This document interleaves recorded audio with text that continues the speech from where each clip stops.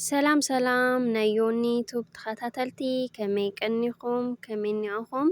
ኣነ ሰላም ኣለኹ እግዚኣብሔር ይመስገን በብዘለኹምዎ ሰላምኩም ብዙሕ ትርፊ የለለይ ኩራት ይሕወተይ ሓደሽቲ ነዛ ቻነል እንኳዕ ብሰላም መጻኹም ናበልኩ ሰብስክራይብ ናገበርኩም ቤተሰብ ኩኑ ቤተሰብ ዝኾንኩም ደሞ ሸር ላይክ ናገበርኩም መተባዕኹም ኣይፈለየኒ ኩራት ይሕወተይ ሽምባርከስ ሎማዓንቲ ሒዘልኩም ዝመጻኹ ደሞ ብሕትኹም መሰረት ማለት እዩ ኣብ ገጽና ዘሎ ማዳ ይኹን ፈጸጋ ብቐሊሉ ኣብ ገዛና ክሬም ሰሪሕና ከመይ ጌርና ከም ንኣልዮ ኣሰራርሓ ክሬም እየ ሒዘልኩም መጽእየ ዘለኹ ማለት እዩ ላብኡ ከብለኩም እየ ግን ብላይክ ጀምሩ ኢኹም ኣብዚ ክልተ ድንሽ ኣለኒ ቃሪፈ ኣዳልየ ብዙ ገይረ ክፍሕፍሖ እየ ማለት እዩ ፍሕፊሐ ደሞ ከምዚ ትርእይዎ ላውዚ ላገበርኩ ብኸምዚ መልክዕ ክነጥፎ እየ ማለት እዩ ማዩ ድንሽ ብዙሕ ማይ ዘለዎ ዋላ ብኸምዚ ንነጥፎ ንኽእል ወይ ከዓኒ ብማይ ብኢድና ጌርና ንጭፍጥጦ ንኽእል ኢና ማለት እዩ ካብኡ ማዩ ክንድዚ ወፂዎ እኒአናተይ እኳ ካብኡ ነፅሩሮ እዝግ ገቢልና ነፅሩሮ ማለት እዩ ኩራት ይሕወተይ ሕዚ ንጥቆመሉ ዝና እግሪ ድንሽ ማለት እዩ ዝኽሬሙ ከምዚ ትርእይዎ ክሬም ኮይነሎ ማለት እዩ ዝና እግሩ ኢና ንጥቀም ካብኡ ላብኡ እንታይ ንውስኸሉ ሓደ ማንካ ጸባ ማለት እዩ ጸባ ፈሳሲ ንጥቀም ማለት እዩ ምስኡ ጌርና ብደንቢ ጌርና ነዋህዶ ነውሕሮ ማለት እዩ ብድሕሪኡ ማይ ኣውዒና ኣብ ድስቲ ማይ ኣውዒና ላብኡ ከፍ ነብሎ ትንጥቆመሉ ሸሓነ ሓጭን ክኾን እኒአዎ ማለት እዩ ኩራት ይሕወተይ ሓጭን ትሕር ኮይኑ ናቲ ማይ ረስኑ ናይ ስለለውስሎ ምእንታን ረሲኑ ቆንጆ ኮይኑ ላብ ክሬም ክቕየር ማለት እዩ ኩራት ይሕወት ካብኡ ግናይ ላተረረ እንትሕር ከይዱ ከዓኒ ጸባ ጥርብ ላበልና ብደንቢ ጌርና ክሬም ንገብሮ ማለት እዩ ኩራት ይሕወት ናተይ ብኸምዚ መልክዕ ኮይነሎ ከውርደ እየ ኣውሪድና ደሞ ኣዝሒልና ኢና ንጥቆሞ ማለት እዩ ሻብ ዝሕል ንጽበዮ ብድሕሪና ክንጥቀሞ ንኽእል ከምዚ ትርእይዎ ቆንጆ ኮይነሎ ሕዚ ኣውሪደ ኣዝሒለዮ ኣለኹ ማለት እዩ ክዝሕል ከለኳ ሓቂሐሽ ተረርዩ ግን ተደሊና ጸባ ንውስኸሉ ንኽእል ኢና ማለት እዩና ሕዚ ገጸይ ተሓጺበ ብደንቢ እየ ክገብረሉ ማለት እዩ ጨጉረይ ሸፊነ ኣብ ጨጉረይ ልኸይለግብ እዩ እና ገጽና ደሞ ጽሩይ ክኾን እኒአዎ ብደንቢ ጌርና ብሳሙና ተሓጺብና ኢና ክንጥቀም ዘለና ማለት እዩ ኩራት ይሕወተይ ርስሓት ዝሃለዎ ገጽና ክንገብረሉ የብልናይ ስለዚ ለቐደም ክንሕጾ እኒአና ማለት እዩ ኩራት ይሕወት ሕዚ ተሓጺብና ደሞ ነድርቆ ፎጣ ጌርና ገጽና ነድርቆ ማለት እዩ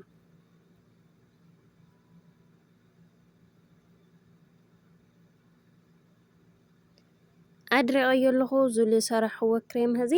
ላብ ኩሉ ገጸይ ክገብረሉ እየ ብደንቢ ማሳጅ ናገበርኩ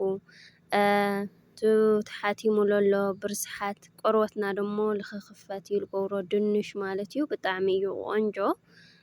ማዳ ለለና ኣብ ገጽና ፈጸጋ ነዘለና ደሞ ከምዚ ጌርና ንኣልዮ ማለት እዩ ኩራት ይሕወተይ ኣዝዩ ብልጽ ዝኾነ ክሬም እዩ እዙይ ማለት እዩና ከምዚ ጌርክን ማዳን ዘሸገረክን ፈጸጋን ዘሸገረክን ብኸምዚ መልክዕ ተጠቐማ ማለት እዩ ኩራት ይሕወት ካብ ክሬም ካብ ሰደልያ ገዛእኹ ገለ ካብ ክንብል ብኸምዚ ኣብ ገዛና ለሎ ጌርና ኣዳሊና ተጠቐምና ይበልጽ ማለት እዩ ምኽንያቱ ክሬም ልጊዝኡ ዕምበባ እዩ ደምስለካ ሓቂሐሽ ልኸደለ ይመስለካ ማለት እዩ ጻዕዳ እዩ ልገብረካ ግን ክተቋርጾ ከለኻ ተመሊሱ ስለ ልመጽእ ማለት እዩ ተመሊሱ ኢለለ ልብድ ንብል እሞይ ካብ ከምኡ ግናይ ከምዚ ጌርና ኣብ ገዛና ባዕልና ኣዳሊና ተንጥቀም ልበለጸ እዩ ማለት እዩ ኩራት ይሕወት ካብኡ ደሞ ብደንቢ ጌርና ቀስላ ኣበልና መሳጅ ክንገብሮ እኒአና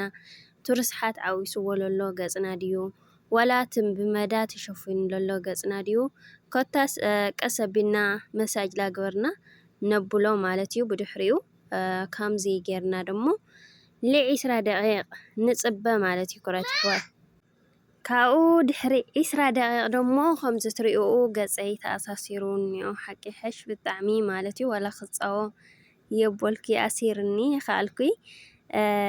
ከምቲ ትሪእኡ ብጣዕሚ እየ ስርስር ኣቢሉኒ እኒኦ ማለት እዩና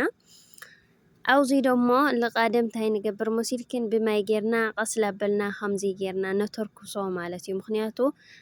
ስቑልና እንድሕር ፍሕፍሕ ኣቢልናዮ ገፅና ክባላሸ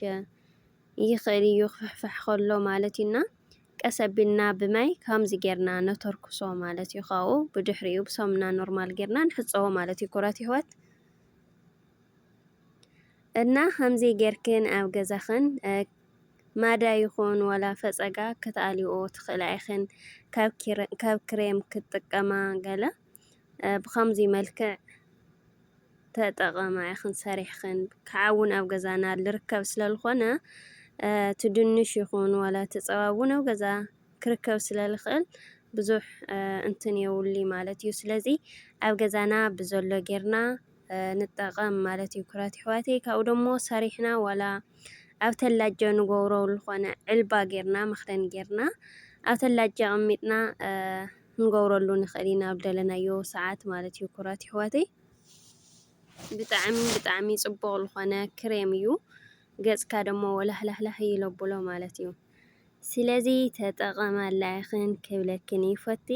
ብድሕሪኡ ብደንቢ ሳሙና ምስ ተሓፀብና ደሞ ና ገፅና ንጥቀመሉ ዝኾነ ክርዝ ዋላ ባዝሊን ድዩ ዋላ ኮታስ ና ገፅ መተርከሲ ንጥቀመሉ ማለት እዩ ንገብረሉ እኒአና ማለት እዩ ኩራት ኣሕዋተይ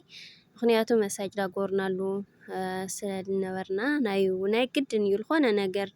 ማስክ ጌርና ገፅና ግድን ማለት እዩ